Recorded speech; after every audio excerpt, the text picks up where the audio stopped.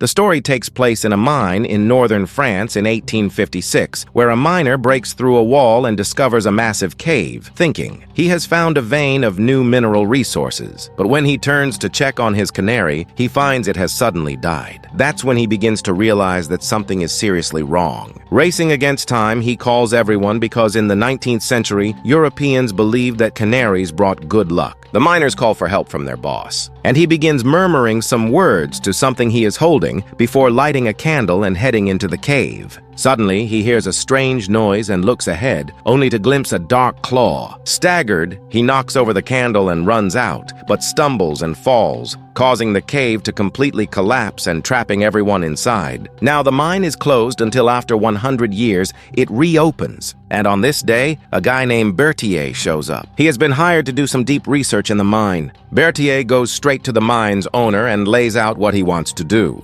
At first, the boss is not very enthusiastic about the idea, but Bertier offers him a deal he simply can't refuse, especially since it is a considerable sum. The boss, though hesitant, finally agrees and decides to send some miners with Bertier for safety, but of course he charges more for that. Soon, the group enters the elevator completely unaware that they are heading for a one-way trip. After descending 930 meters below ground, Bertier grabs his equipment and thinks he may have found something important just below him. He wants to blow this point up with some explosives, but everyone is a little skeptical. Still, they don't get too involved with it. Following Roland's lead, they set up the bombs. When they finally explode, a huge bottomless abyss opens before them. The miners see this and panic, backing away in fear. Roland is curious about what lies below that could be worth all this trouble, all this drama. But Bertier doesn't spill any details. As no one else is speaking up, he decides to take the lead. After assuring them it is safe down there, the miners follow him, feeling at ease. To their surprise, the space is huge, and the smooth walls do not appear to have formed naturally. This makes Roland think of that chilling legend from 100 years ago when a group of miners got trapped in the mine during an accident, and the rescue team never found a single body. The legend is true.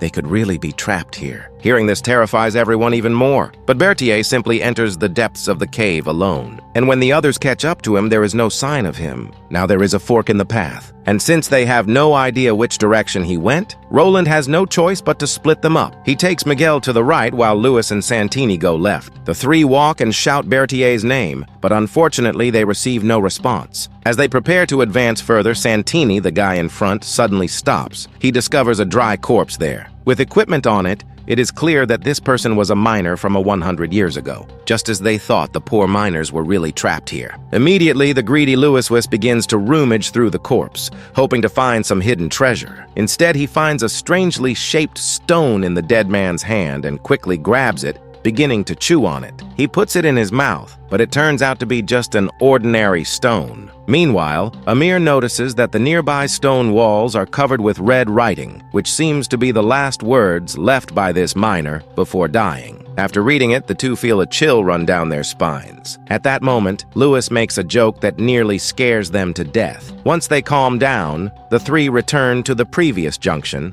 planning to meet up with Roland and the others. When Amir and the others arrive, Roland has already found Bertier. Bertier is taking pictures of the wall, and apparently what he is looking for is right behind it. But this time, Roland won't blow it up until he knows what is inside. Bertier thinks it will be the greatest discovery of all. Roland reluctantly agrees, but they decide they should leave soon just as a precaution. As they grab their equipment, Bertier approves, and Miguel starts to detonate. When the smoke clears, a new cave appears before them. It looks like some kind of ancient tomb with strange sculptures all around. They find some columns, and behind a stone door there is a mound of skeletons. In the middle, there is a creepy stone coffin that sends chills down everyone's spine as if something is about to crawl out. Roland urges Bertier to take some quick photos, and then they all run. But when they reach the exit, they realize that Polo has knocked over a mining horse. Out of nowhere, the horse starts to act nervously, breaking free of its ties and running into the darkness as if sensing some kind of danger. Suddenly, there is a collapse at the exit. Poor Santini has no time to dodge,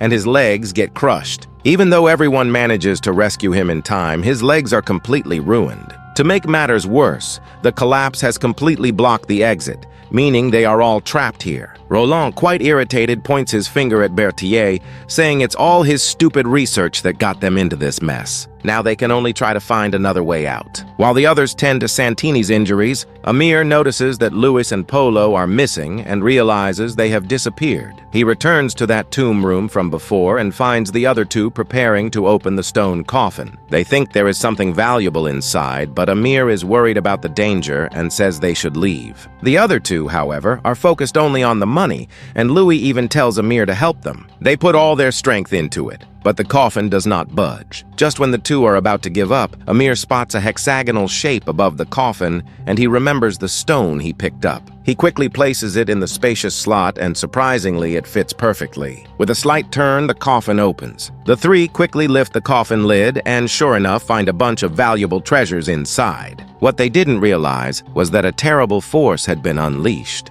Amir was about to tell the others everything, but Louis was not joking around. He immediately silences him. He is not interested in sharing this treasure with anyone else. He starts to threaten Amir, telling him not to tell the others anything. As soon as they finish dividing the jewels and are about to leave, something terrifying happens. A claw suddenly emerges from the stone coffin, and a skeletal monster begins to rise. Sensing that something is wrong, the two turn and run in terror. Amir hears a scream just as he sees them running, and since he feels that something is off, he quickly follows. When the three return with terrified faces, he asks what is happening. But before they can say anything, the monster chasing Polo catches him. But by the time the others arrive, the beast has already disappeared, leaving only Polo's mutilated body hanging on the stone wall. The horrifying sight shocks everyone. Roland quickly turns to Bertier and asks what that thing was, but Bertier doesn't have many answers. All he knows is that the sarcophagus is really ancient, contains a god. Those were its followers, and this place is like an altar to it. At that moment, Louis remembers that Santini is alone and injured, worried about his safety, who is still trapped in the place. Everyone rushes back, and at that instant, they hear a strange noise, but it is all dark in front of them,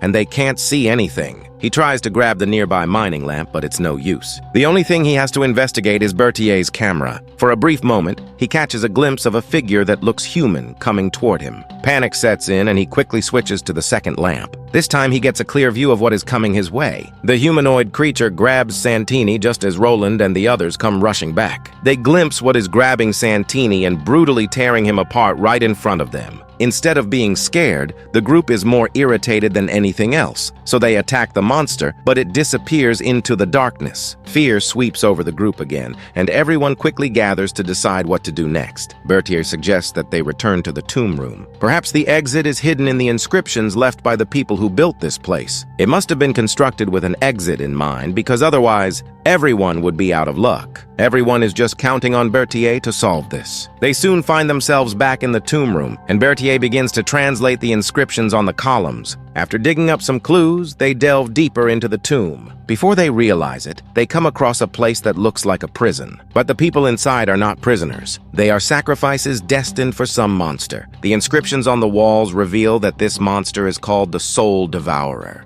Suddenly, a noise breaks the silence. Behind them, the group continues to advance, only to realize that the interior looks exactly like the exterior. But Amir feels like he is in somewhere completely different. There is a lot of blood on the stone columns as if it had been left there not long ago. The blood trails lead to a hole before them. Bertier is leading the way with a mirror right behind him, completely unaware that the blood belongs to the horse that just disappeared. While everyone outside is distracted, Bertier quickly pulls the lever and slams the stone door shut. It turns out he knows that the secret to escaping is hidden in this cave. As soon as the people outside figure out how to escape, there's no way he'll last 3 seconds. After all this chaos is because of him, and so many miners lost their lives. He is just protecting himself. At that moment, Roland and the others are trying to open this massive stone door, thinking it is the way out, but it is seriously too heavy. But soon, Bertier spots an exit in the stone wall. Just as the two are getting ready to leave, Amir notices something. When the horse's body starts to move, he is shocked and tells Bertier about it,